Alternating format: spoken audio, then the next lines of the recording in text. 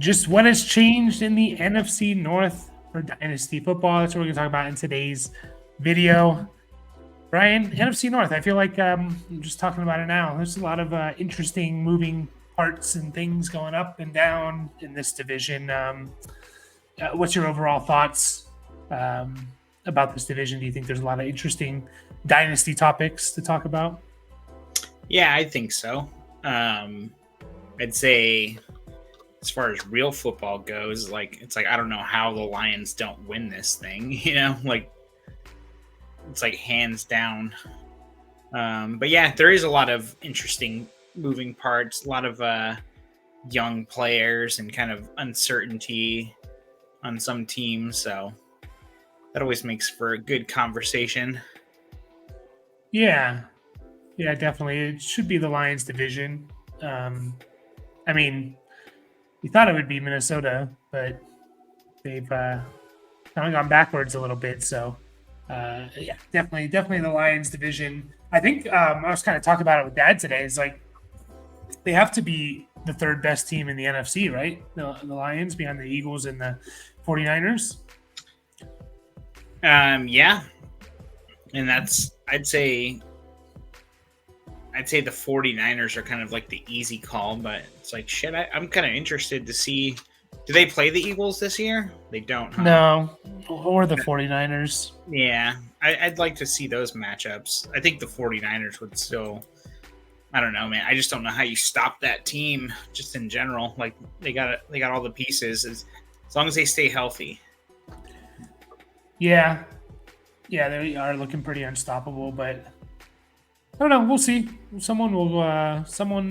will definitely put up fights, and um, yeah, it always seems like that in September, just from all the years I've been watching football. Like, how do Yeah. you stop this team? And then it just always seems to kind of even out at the end and gets very close. Yeah, the season is long, that's for sure. We're only 5 weeks in. It seems like it's been 2 months at least.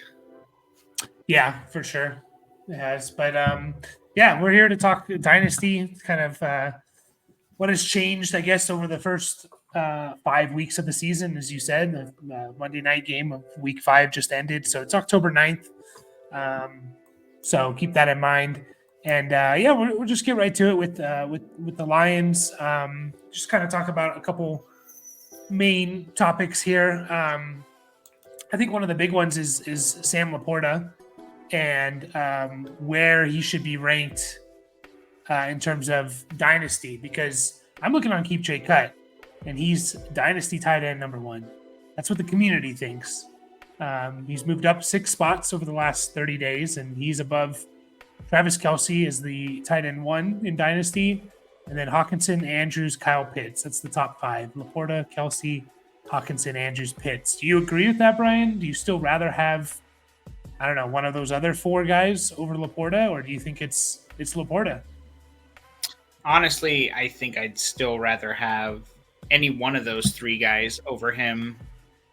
I still think Mark Andrews is a lock for number 1, and then the next 3, I can totally see him kind of like flip flopping. Obviously, Kelce because of age and whatnot, but I think I'd rank him dynasty wise: Andrews, then Kelce, then Hawkinson, then Laporta. But you can definitely make the case. I mean, the dude is awesome for sure, and he's in the right offense. They're actually using him, so. Mm-hmm.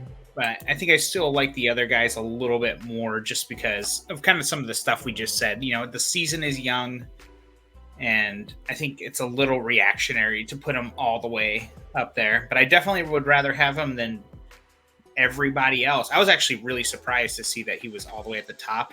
Like, I thought I was going to have to, like, justify, like, oh, I'd take Dallas Goedert over him and Kyle Pitts. Mm-hmm. Like, or sorry, I'd take Laporta over those guys. I thought I was gonna have to justify that but then I looked at the list and I was like, holy shit. Yeah, it's a little. I see that, and I'm thinking I want to trade.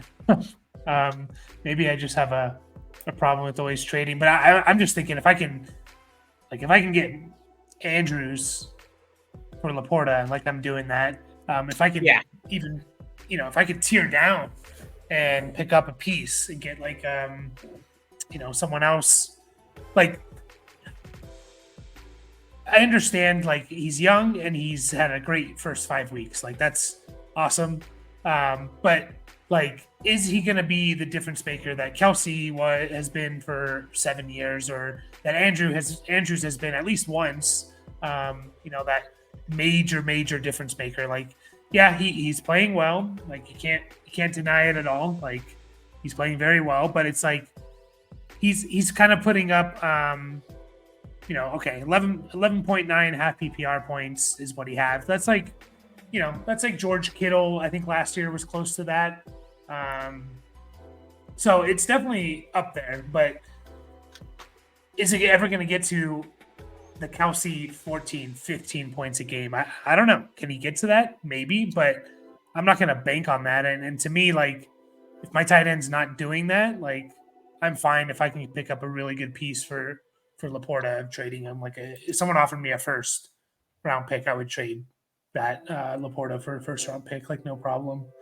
Yeah. I mean, he didn't go too much later than that in general. Well, maybe I'm a little biased because I'm just thinking about where he went in our league. I think he went 16th overall. So I don't know, but it's funny because like when I started off the season 0-3, and I have Kelsey on my team, and I was kind of like, all right, if I'm selling Kelsey, who do I want? And it was kind of like, I might trade Travis Kelsey for Laporta straight up.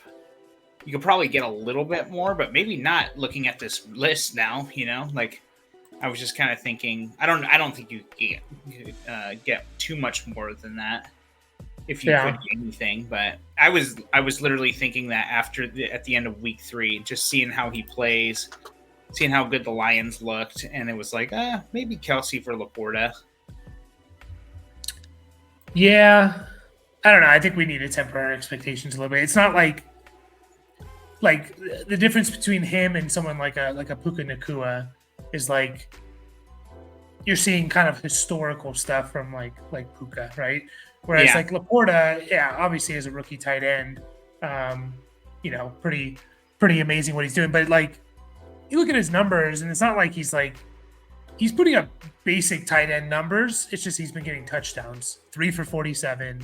Last week everyone was talking about like, oh my God, Laporta last week. He had 3 for 47 and 2 touchdowns, the week before, 4 for 56, right?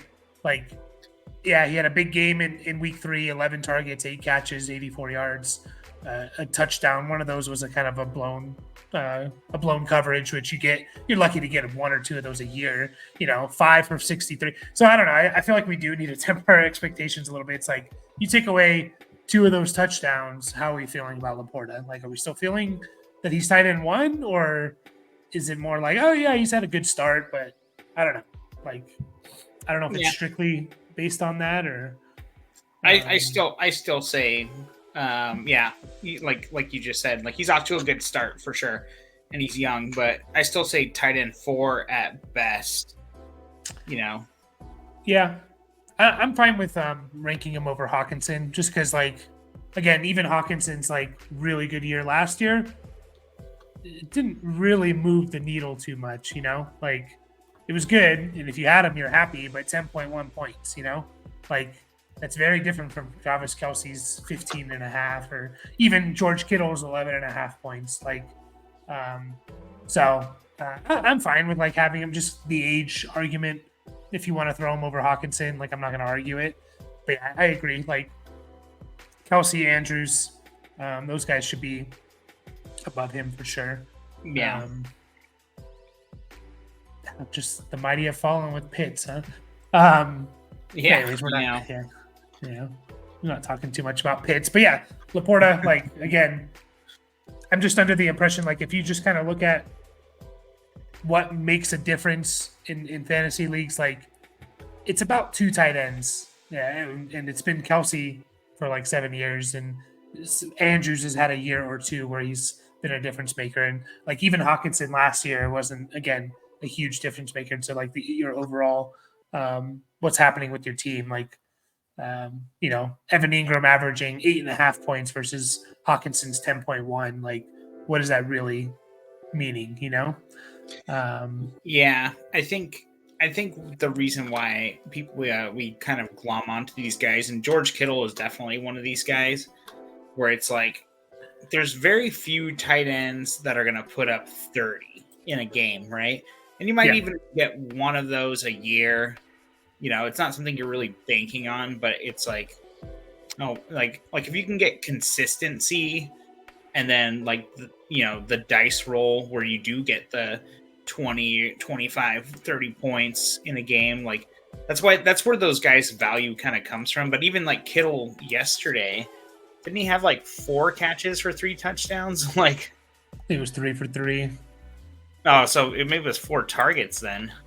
Yeah, maybe. Yeah, he had 4 targets. Yeah, 3 catches, 3 touchdowns. So it's like not a lot of guys can do that, but also to your point, it's still 4 targets, like how often is that going to turn into 3 touchdowns? It's like basically never, Yeah.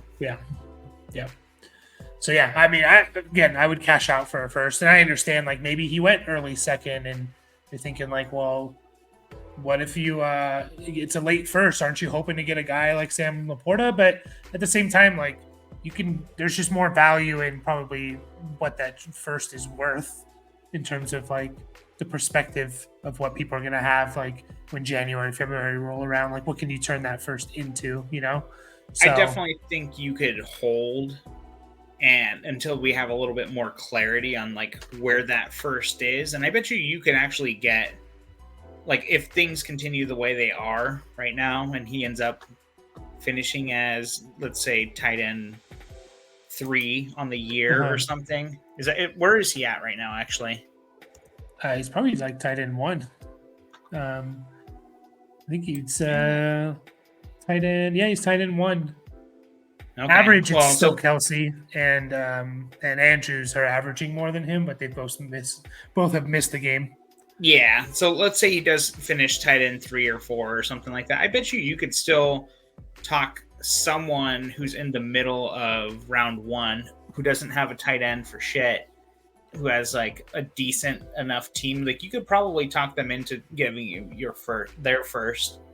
Yeah. For Laporta. So I'd say he's a solid hold right now. Yeah. At the same time, though, like, we're 5 weeks in, that's over a third of the fantasy regular season as well. Like, I know it still feels early, but like we're over a third of the way done. Yeah, which is kind of crazy to always think about. Like that, middle of the season is not that, in terms of the fantasy regular season, is not that much longer. So, yeah, interesting to see. I was surprised to see him at tight end 1 as well. Jahmyr Gibbs. What are we worried about? What we're seeing? It feels like Swift all over again. He's fallen from running back 3 to running back 8, which is fine. I don't know. Are you overall worried about Gibbs and that he's just never going to be maybe what we hoped him to be, and he's just going to be like another Deion? This is what he's going to be, how he's going to be used essentially? Yeah, it is a little worrisome. I really wish we got to see him this week without Amon-Ra St. Brown and with Jameson Williams just barely coming back, just to kind of see like how much more they're going to use him. But yeah, I mean, I think I said that actually last week, like about Gibbs in general. It's kind of like, man, they're kind of using him the same way they used oh god, why am I Swift. Yeah, Swift, geez. Yeah, it was just a little worrisome where it's like, dude, get that guy the ball. Like, he looks like he's ready to go, like explode and stuff. But obviously they have a solid guy in front of him with David Montgomery. Like, that offensive line is awesome. So I don't know. Like, maybe they just don't need him. Like, they're winning games using him how they're using him. So it is a little worrisome. I'm not overly worried. I'm not trading him away, especially at this point, because his value has definitely gone down. But I don't know. I think it's actually a decent opportunity to try and get him from somebody. Let me ask you this: so you have Achan in our one of our dynasty leagues, and the manager who has Gibbs comes to you and says, "I'll give you Gibbs straight up for Achan." What are you doing? Yeah, I would do it. I don't see why. Like I see Achan is actually ranked RB4. Yeah. In keep trade cut. Like I would definitely do it. Just I think and maybe this isn't like quite right. I mean, according to keep trade cut, it's not right, but still feel like Gibbs, like, he holds more value just in general, like where he was taken. But I mean, I would rather have Jonathan Taylor or Ken Walker than Achan. Sorry, I know we're not really talking about Achan, but No, it's fine. I don't know though. Like, I think you can get more for Achan at this point. I mean, that's what the community is saying, according to Keep Trade Cut. Like, and just this guy's averaging, 12 yards a carry, and he's in the perfect offense and everything. Like, I don't know. I think, like, if you get Achan and you could flip Achan for something even more than what you could get for Gibbs. So, like, I feel like I would take Achan in a weird way, like, just again, because the value, like, especially after this year, even if we wait a few more weeks, like, now he does have a knee injury potentially. So that's something that, like, if it's a serious knee injury, then all that goes out the window. But yeah, I don't know. Like, it's just like it's weird how, like, just all it took was five weeks, and we were so high on Gibbs, and now this guy comes out of nowhere and is just absolutely destroying, and it has to do with the team he's on as well. Like, it's a fun team. And obviously he's watch him. Yeah, and he's not going anywhere anytime soon. He's only got a couple of old guys surrounding him, with Jeff Wilson and Mostert. So, sorry, I think No, it's fine. It's fine. Go ahead. Were you gonna say something? No, I was just gonna say, I don't think it's time to panic on Gibbs quite yet. Like, we saw what he did in college and everything. There's a reason why he went as high as he did, and, like, being the first round pick, also, you can't overlook that necessarily, because there is always that 5th-year option, which I think is, like, pretty important when it comes to running backs, especially. Yeah. But yeah, everyone else on this team. I mean, Jameson Williams, I guess, is another talking point. Like, man, like, again, the history of wide receivers that don't do anything really in their first 2 years, like, not very good in terms of what they. Now, it's not always true. Like, look at Nico Collins. Like, he's one of those guys who didn't really do much his first 2 years. And by not doing much, I mean, like, they don't get to like a 500 or 600 yard like level basically, and like Nico Collins, I think, is like 20 yards away from setting a career high in yards already. So it can happen, but yeah, it's worrisome. Like, I don't know, what do you, if you have Jameson, are you just trying to hold at this point? Maybe out of stubbornness, because he probably went in the middle of the first round in rookie drafts last year anyway. So, and it was kind of like, you bought him knowing that it's like, all right, like, this first year is almost a throwaway. And then it was almost like, obviously he came in, didn't do much. But the season was kind of, it was funny because I guess it wasn't even really over for the Lions the second half, because that's really when they started to come on. But I don't know. I think he's a decent hold. Like, I don't think you're not gonna get a first round pick for him. So, I mean, if you're fine just taking a second for him and, like, cutting whatever losses you think that is, like, that's fine. But I think I'd still buy him for a second. So, yeah. It's funny though, because like you said, we all knew the first year was a wash, but then everyone freaked out after the first year. Yeah. Like, and then the suspension happened, which was kind of a shitty way to get suspended anyways. Yeah. So it's like, it's just weird because, like, yeah, I don't think we've. I guess it's because he did play in like 6 games and had like one catch or one target. Yeah. So um, that's possibly why.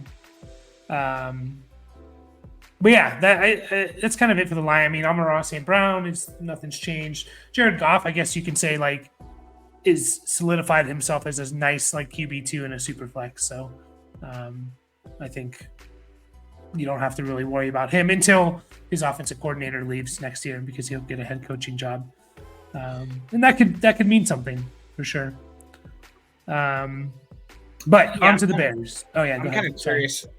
I was just going to say real quick. We don't have to really talk about this too much. I'm kind of curious to see what Hendon Hooker, his value has done with the Lions winning and stuff. It's like you got to think, especially if they get into the playoffs and win a couple of playoff games. Like Goff's gonna be around. It's like why would you change him out necessarily for the unproven guy? So I don't know. Just kind of a thought. Like I know Hooker isn't really like a super relevant player that we were talking about anyways, but yeah, super flex. No, for sure. Yeah, I think Goff gets a contract. So yeah, I think so too. Yeah. On to the Bears. We have the roller coaster of Justin Fields. Like, I heard a lot of people in the Dynasty world after the first 3 weeks of the season, they would take any first for Justin Fields, which is not the value usually for top tier quarterbacks, which is what he was kind of coming into the year. And then he's had two really good weeks passing the ball. So it's what I'm going to do, Brian. I'm going to list a bunch of quarterbacks, and you kind of stop me when you wouldn't trade Justin Fields for these people. So obviously, like Mahomes, Allen, Hurts, Herbert, Burrow, Anthony Richardson. If someone offered you have Fields, someone offered you Anthony Richardson, you taking it? I don't know. That's kind of tough. I'd probably take Richard. I'd probably take Richardson just for I don't know. Just the injuries like really make that kind of tough with him. It's like I don't know. I think he has a longer future where he's at, just given that he's a couple years younger. So yeah, I'd take Richardson. Yeah. Lamar Jackson. Yep. Stroud. Yeah. Tua, Trevor Lawrence. Yeah. Okay, then we get to like Brock Purdy, Jordan Love territory. You keeping Fields over those guys? I don't know. I think I'd take Brock Purdy and Kyler Murray even over Justin Fields. I definitely wouldn't take Kyler over, Brock Purdy over Fields. Like Brock Purdy's a nice player, and he's in the perfect offense type of thing. But like again, is he a difference maker at the position? Like he's a solid like QB2, I think. But like, well, he's never going to reach like the potential that Justin Fields has, I guess. But I understand like the safety of him is part of the attraction. But yeah, like what happens if he loses CMC and Deebo Samuel? Like what does he look? And they can't find a good enough replacement. Like what does Brock Purdy look like? Yeah, I don't know. He's definitely in the right offense for him. He's playing really well, and that could be a product of just being surrounded by all-stars, like that's definitely a huge part of it. But I just feel like he definitely has like the way safer floor, and like I feel like he has more job security, honestly. Like they're not paying him anything, so like I know I kind of mentioned that on another video. Like I just feel like he's gonna be around. Like Fields, like we've seen what his floor is, which is basically nothing. His ceiling is, top 3 quarterback, so that is nice for sure. But I don't know. I just think he's a little scary, But Yeah, but he's going to get a chance. And like, look what we've just seen from him the last 2 weeks. And again, I know maybe it's not the best defenses and stuff like that, but we saw like monster performances that not many people can do, throwing 300 yards and 4 touchdowns and also rushing for like 50 yards. Like, again, last 2 weeks, he's had over 28 points. Like someone like Brock Purdy, again, nice player. He's had over 22 points once. The 22, 23 is like, I feel like normally when you look at the end of the year, like the averages and stuff, it's like, you get the guys that are averaging like 18, and then you get the guys that are averaging like the 20 to 22. It's like the guys that are going 23 plus, like those are like the top tier guys. And, he's only had one of those. And that was this last game in his, very short career, of course. It's only been one. Like he essentially has to throw 4 touchdowns to get to 23 points, and like how often really is he going to do that? So I'm still going to take Fields. Kyler's tough because like, where does he end up? Like, where is Kyler? That's the big thing with like Fields. What about Jordan Love? Would you take No. Love or Fields? I'll take Fields over him. Okay. Bryce Young, I guess, is probably the last one. Yeah, still Fields. I guess Deshaun Watson we can throw in there, but yeah, still Fields. Yeah, I want to see a little more from Deshaun. He's got to return to form. Yeah, I guess. I mean, it's funny because like he's played in 3 games and he's had 2 21-point games. Yeah. It's just like weird how like we really let things like narratives influence us a lot. Like just like the thoughts of players. Like I talk about this with like Dalton Kincaid. The only reason anyone held Dalton Kincaid on their redraft team past like week 3 is because the narrative of he's on the Bills and they're going to use him as a slot receiver. Like that's literally the only reason why. Like it's just weird how like I don't know. And we all fall. Like I'm not saying like I don't fall for it. Like we all fall for it. Like we all get into our mind. So like there's this mindset that like Deshaun Watson's not he's a bust, and it's like, well, he's played 3 games and he has 2 with over 21 points. So like that's pretty damn good in my opinion. It's just as many 21-point plus games as Brock Purdy. But yeah, I agree with you. I'd still take Fields after saying all that. Yeah. And then the DJ Moore, like, is he past the point of, I don't even know where he's ranked, but is he past the point of like rising up? Where is he ranked? He's ranked wide receiver 16. 16, yeah. I've always really liked DJ Moore in general. Like, there's definitely a few guys in front of him that I would rather have. I'd rather have DJ Moore over Zay Flowers, Brandon Ayuk, and Puka. I think. I don't know. Puka's kind of, he's that weird one. He's so hard still, but like, I don't know. Yeah, maybe I would take Puka there, honestly. But I would definitely keep him over Flowers and Ayuk. But I think most the list that's in front of him is basically, that's about right.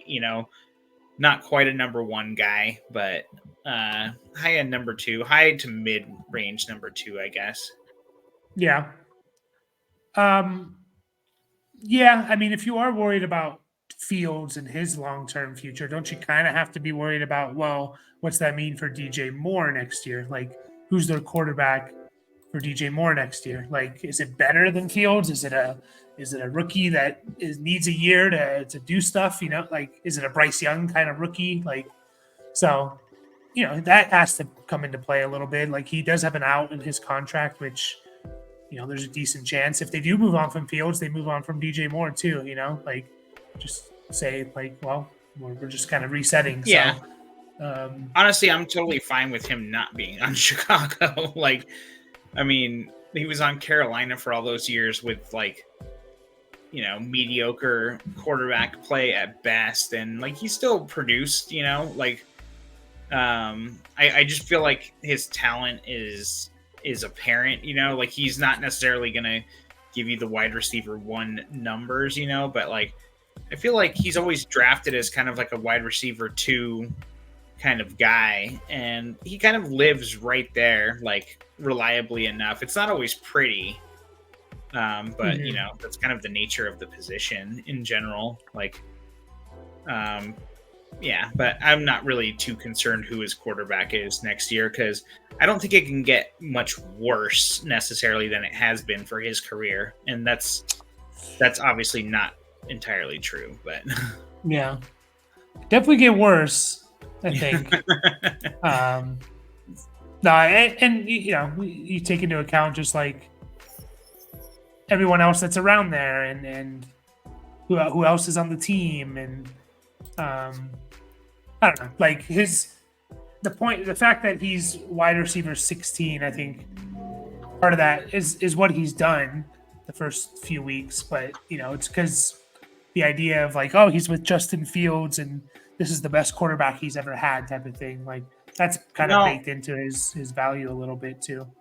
I don't even know if I don't think that's true necessarily. Like, I want to see a little more from Fields before I say that, but I mean, the bar's pretty low to be the best quarterback DJ Moore's ever had. So that's what everyone was saying, though. Yeah. I mean, we all said that last year when Baker got signed to Carolina. It was like, oh, he's going to have the best quarterback he's ever had. And it's like, that might have been true then. And, he got it done to some extent. It was more in the later half of the season, I believe. But so Sam Darnold. I don't know. Was it? Yeah. With Darnold. Yeah, but it was Baker to start the year, right? Yeah, but he started playing well, I think, with Darnold when they traded Baker, cut him or whatever.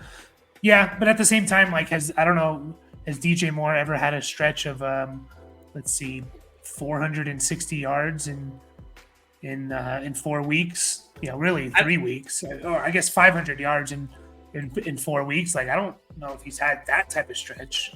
No, I mean that's pretty. It's pretty hard to have that, right? Like, but I just think, like I said, like I think the talent has like shown through a bit, and that's kind of what you're seeing. The dude's still really young, and like I don't think like I can't really see him moving up a ton more. I mean, obviously that's always possible, but I don't really see him like moving down necessarily. I think he's kind of right where he needs to be. Yeah, that's fair. That's fair. Yeah, not much else to talk about on the Bears, really. Unless I mean, Cole Kmet, the running backs. No, that's not interesting. I mean, yeah, he's a nice tight end. Like he's the argument for trading a Sam Laporta. Like, guys like Cole Kmet, like guys that people are kind of like, they're kind of afterthoughts, really. Like, I'm sure before the season, not now, but before the season, you probably could have got Cole Kmet for like a 3rd round pick or something, like potentially. I don't know. Like he's the, like, all it takes is 2 good weeks and Cole Kmet's tight end 4. Like, he was literally nothing the first 3 weeks. So, players like that are just kind of why I'm saying, like, ooh, I see tight end 1 value of a 22-year-old. Like, give me whatever someone's going to offer me. I'll cash in, and like you said, like, re-roll. So, nice player, like, for sure. The running backs, I feel like we haven't seen enough. Like, Khalil Herbert started getting going, and now he has a high ankle sprain. He's one of those running backs. Again, there's very few you look beyond, at least in my opinion, you look beyond a year. Like, I'm not looking really beyond 2022 for Herbert or Roshan or anyone. So yeah, we don't have to talk about them.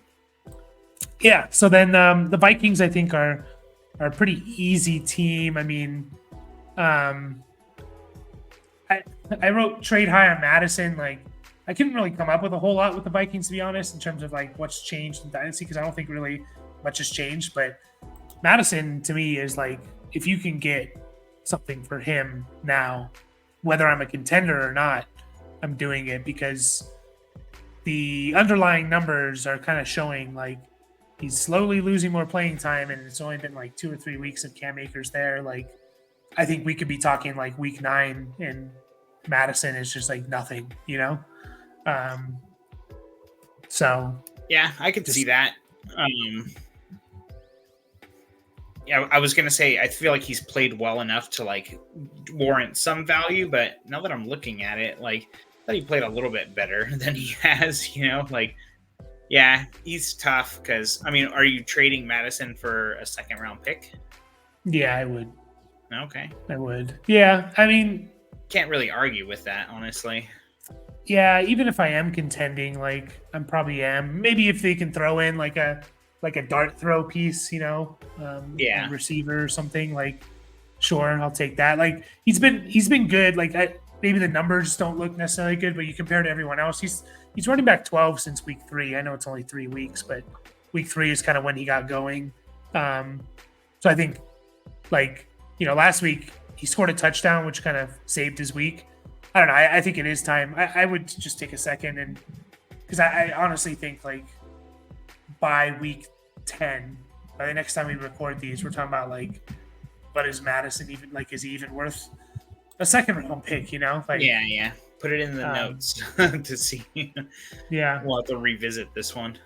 That could be wrong. Could be totally wrong, but like if someone offered me, I'm trying to think of like a running back that's like pretty significantly like down the tier list and a second, like so Madison's ranked as the RB 39.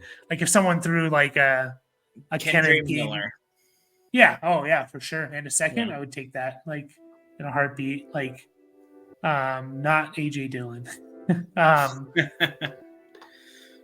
Yeah, just looking at this, I'm trying to find like another good one. Like if someone offered me like Jaleel McLaughlin in a second, like I'd take it, or even like a Kenneth Gainwell in a second. I'm just like, yeah, I'll take it, like because I think the value of potentially Gainwell if Swift gets hurt, just stuff like that. So I don't know. I just think it's kind of like the right process play. And yeah, he's only 25, but like you said, like he hasn't looked that good. Like he looked like Dalvin Cook last year, and did that really move the needle for you? Like, yeah, he was like RB 15 or whatever, I think, Dalvin Cook last year. And definitely a top 20 guy, but it didn't feel like it, right? Like you had him on one of your teams. It was like, did it really do much for you in the end? Like, yeah, it wasn't very fun. Yeah. But then you look at his numbers at the end and you're like, I guess he was RB10. I thought he was a lot worse than that. But even then, it just didn't feel like RB10 playing the whole year is a little bit different than RB10 and missing a few games. But just like looking at the numbers, like it didn't feel great, But then you look at the end numbers and it's like, like Dalvin Cook last year had 1,100 yards and 8 touchdowns and 40 catches and 300 yards, and I still finished like in last place or something. Like I'm not talking about you in particular, but just like I don't know. It's just kind of my thoughts. He's still yet to score a rushing touchdown this year too. Now that I'm looking at that, so that's kind of interesting. He's got a couple through the air, but no rushing touchdown yet, so that's a little worrisome. Yeah, and I thought he had a lot more fumbles. He's only had one. I know we talked about it before. Only one fumble lost, but he's had like 4 of them. But only one actually lost. So yeah, I was trying to check real quick. The his snap share fell to 51%. That's concerning. Yeah, sure. And it was a close game. It wasn't like it was a blowout or something. Like that was they had a chance to win that game against the Chiefs. So, I guess Cam Akers, like he could take over at some point, especially if he holds on to the ball. But it might be closer to 50-50 this coming week, and it wouldn't completely surprise me. So yeah. And then the only, again, I couldn't really think of much for the Vikings. If you can think of something, Jordan Addison's like. I feel like he's just kind of stayed the same. He should kind of stay the same, like rookie receiver that has flashed. a few times this year. Like he shouldn't really be falling. He should be kind of holding steady, in my opinion. So Yeah. I agree with that. Like he hasn't really changed too much. I think people got excited with him like in the first couple of weeks, and then back to earth a little bit.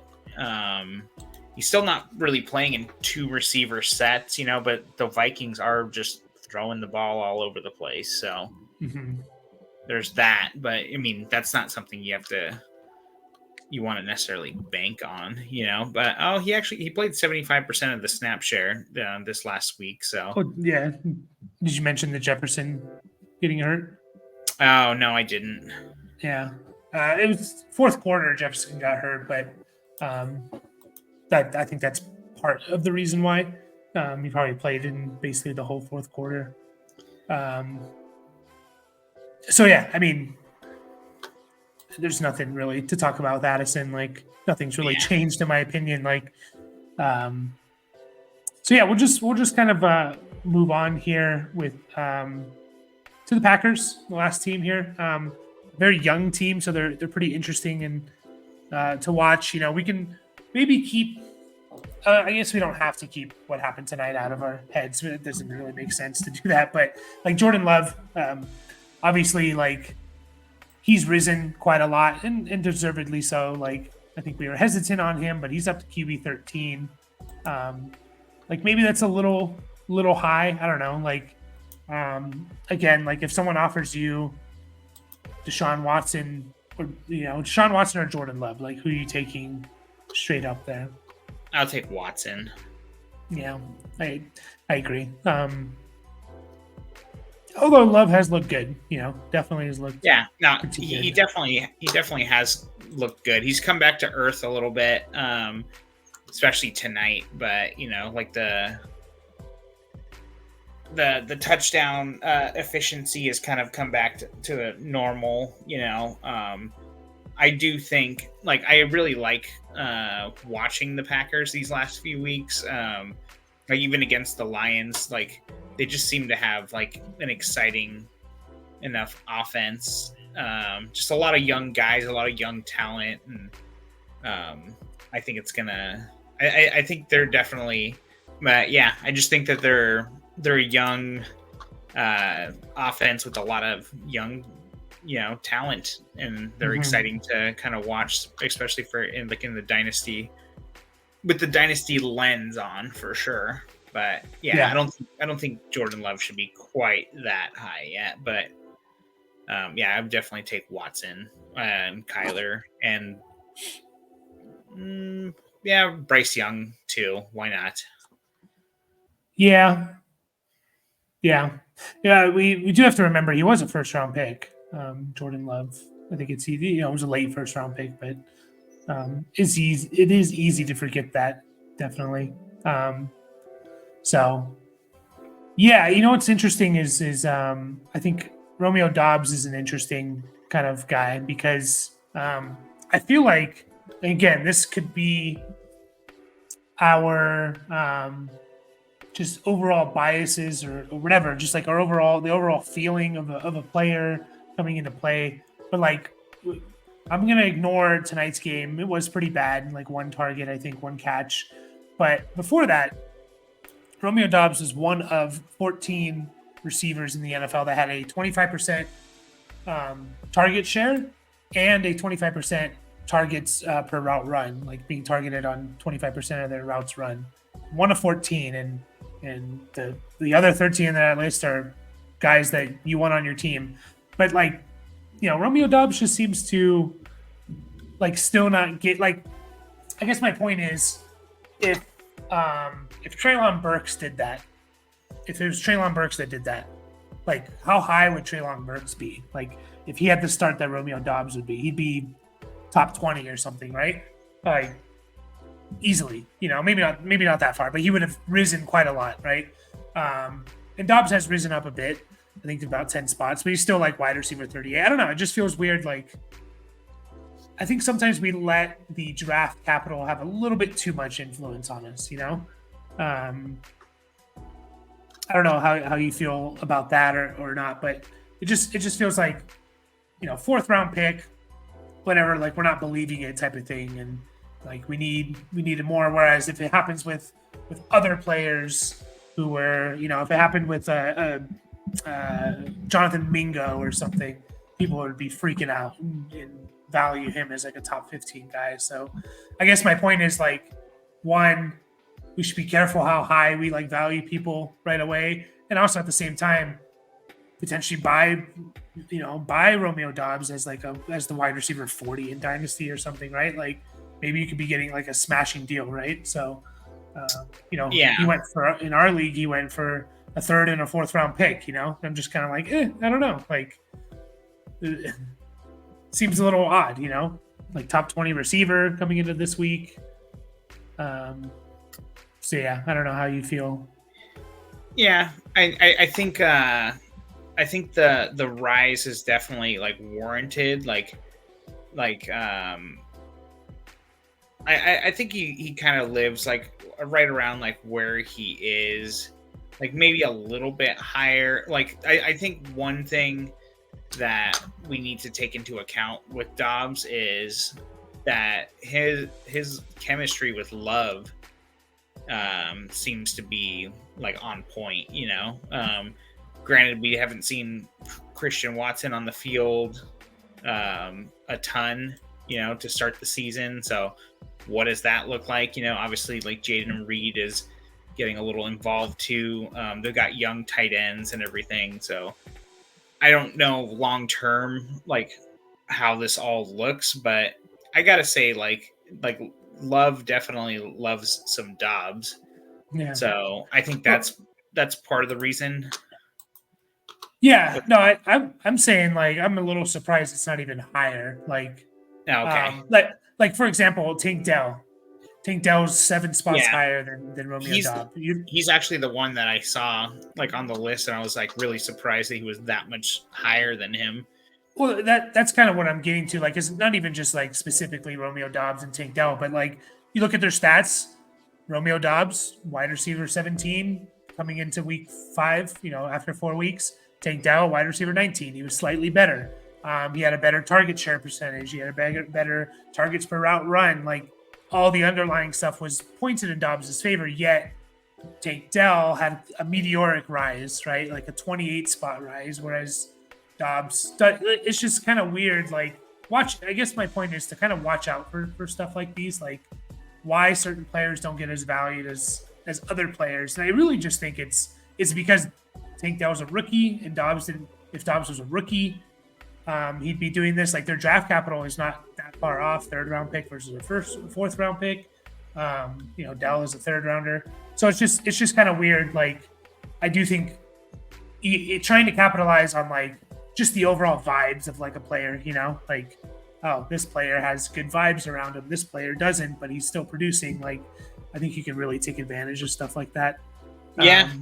I can see that. I think Tank has the same thing going on with Dobbs as far as younger quarterback, looking pretty good. Obviously, Stroud's looking way better than Love. Like he's looking real good. So I think, and then plus you got to remember the narrative too about like Stroud told the team like, hey, go get this guy for me, like I want this guy. Like whether or not that's true, I don't know. I've heard it enough to believe it, but it's like I don't know how much the team was like, oh, okay, Mr. Stroud, we're gonna do exactly what you say. Like I don't believe that, like I don't think that's what they're saying though. Like, but it's narrative though, like what you said, and you called it a narrative, and that's exactly right. Yeah. Like it's not what's producing on the field type of thing, and right. And Dell's looked good. Like he's had one really, really good game, and then a couple like pretty good games. I don't know. It's just very interesting. Like again, narratives and how they influence and affect us, and yeah, I definitely think they should be closer together, but I'm not so sure how I would feel about trading one for the other. I feel like that's like a lateral move, essentially. I agree. I'd rather have Dell just because of looking at, and it's not even like, Well, yeah, but also like, okay, so wide receiver 31 to 38. There's not really a whole lot of difference there, at the end of the day. But All right. I look at the 28, moved up 28 spots in the last 30 days. I look Yeah. at that and I see like that, I'd rather have Dell just for that reason. Like people have a better perspective on him, so he's a more valuable asset in terms of like what I can turn Dell into. Like I think I was offered Tank. Someone was going to offer me a Mike Evans straight up for Tank Dell. Like I had Tank Dell, and I was like a contending team, and I was probably going to take it, but then I had Tank Dell in a trade with Christian McCaffrey. But I think Tank Dell was like the main piece of that. It was like Jaleel McLaughlin, Javonte Williams, Tank Dell, and a second round pick for Christian McCaffrey. And I feel like Tank Dell was like possibly the biggest piece in that. I don't know for sure what his mindset was, or her mindset. But I think like if like Dell wasn't there, that would have been a deal breaker type of thing, So like, and like had I replaced that with Romeo Doubs, would that deal have gone through? I don't think so. Like yeah, that's a good way to look at it. Like it might not have, but I don't know. I guess like. I mean, and you can see it in the numbers, right? Like Tank, he rose 28 spots in the last 30 days, whereas Dobbs has only risen 10. Yeah. So it's kind of like, I mean, you can just see it right there, public perception, And like we said before, we are playing NFL player stock market basically here. So I can see that. Yeah. Yeah. So it's overall just like, finding these type of players where it's like, oh, this, the narrative around this guy isn't very good, yet he's producing, and I'm gonna take advantage of that. So, yeah, it's fun to look at those type of things for sure. Definitely is. So, yeah. Anything else with the Packers? Like we talked about, they're a young team, but like, I don't think there's like Christian Watson hurt to start the year, so like I'm not gonna judge him or say anything about him, really. Like he's only fallen that's kind of how it should be. He's fallen 2 spots in the last month. That's kind of fair. Like he shouldn't rise up, obviously, but he shouldn't drop 15 spots just because he had a hamstring injury. Like I think that's good. That's good on us for not overreacting, I guess. Yeah, he definitely he looked to be involved for sure. Like Love was looking for him tonight. For sure. But he wasn't. Love just was like they were just blowing up his spot, with Crosby. So like I feel like under a little, like if that line gets a little bit better, or they have like a little bit easier matchup as far as like pressure on Love, like I could see Watson like being more involved for sure. But I mean, he had 7 targets tonight. He caught 1 big pass, which is kind of what he does, So, yeah, I agree with you. Like, not a whole lot to talk about him. Like, still kind of an exciting young player to talk about in the future for sure. Once we get to see him play some more games this season. Yeah, definitely. Well, I think we'll finish up there then with the NFC North. And we'll be back looking at the AFC North. One, either us two or me and Dad. We'll see. But as always, like the video and subscribe, and we will catch you guys all